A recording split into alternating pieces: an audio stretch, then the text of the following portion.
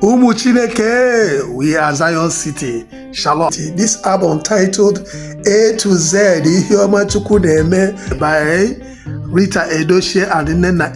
This song was produced by I myself, Arinz, Chukwu, Ezeayanche, Prophet David, where this song was produced in 1998. And the video was made in year 2000, which is 25 years now. We hit track Arinz and many people have been calling all over the whole nation asking for the full video. But right now, the good news that the song is dropping on A to Z Zion City TV channel on YouTube. Please subscribe.